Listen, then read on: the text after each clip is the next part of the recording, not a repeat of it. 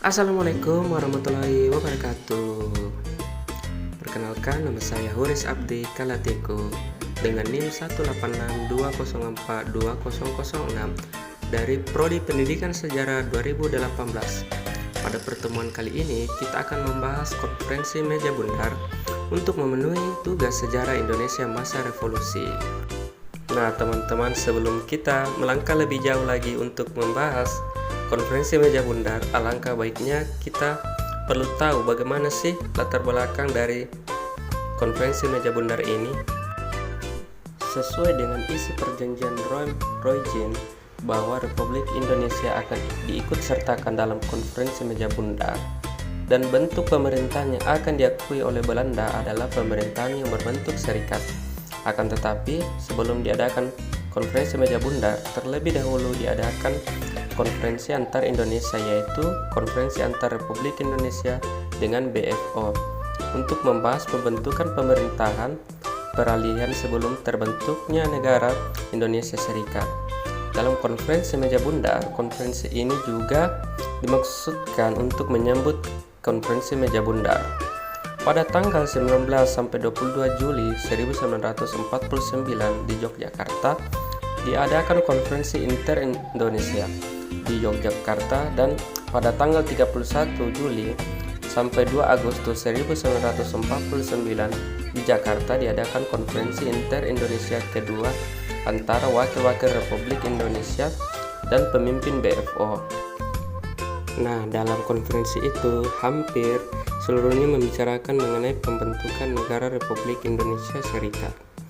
Konferensi antar Indonesia berlangsung pada tanggal 19 sampai 22 Juli 1949. Konferensi ini memperlihatkan bahwa politik divide et impera yang ingin diterapkan kembali oleh Belanda mengalami kegagalan. Konferensi antar Indonesia yang diselenggarakan di Yogyakarta itu dihasilkan pada persetujuan mengenai bentuk dan hal-hal yang berkaitan dengan bentuk ketatanegaraan Indonesia Serikat dan pembagian hak negara bagian RIS atau daerah-daerah otonom. Nah teman-teman, kita masuk di pengertian konferensi meja bundar. Konferensi meja bundar adalah sebuah pertemuan yang dilaksanakan di Den Haag, Belanda pada 23 Agustus hingga 2 November 1949 antara perwakilan Republik Indonesia, Belanda, dan BFO yang mewakili berbagai negara yang diciptakan Belanda di Kepulauan Indonesia. Sebelum konferensi ini berlangsung 3 pertemuan tingkat tinggi antara Belanda dan Indonesia, yaitu Perjanjian Linggarjati pada tahun 1947, Perjanjian Renville pada tahun 1948, dan Perjanjian Rome-Royen pada tahun 1949. Konferensi ini berakhir dengan kesediaan Belanda untuk menyerahkan kedaulatan kepada Republik Indonesia Serikat. Nah, pada slide selanjutnya kita akan membahas pelaksanaan konferensi meja bundar. Konferensi meja bundar berlangsung dari tanggal 23 Agustus 1949 sampai tanggal 2 November 1949 di Den Haag. Konferensi meja bundar pada dasarnya merupakan konferensi segitiga antara delegasi Belanda dengan delegasi Indonesia dan delegasi BFO di bawah pengawasan PBB.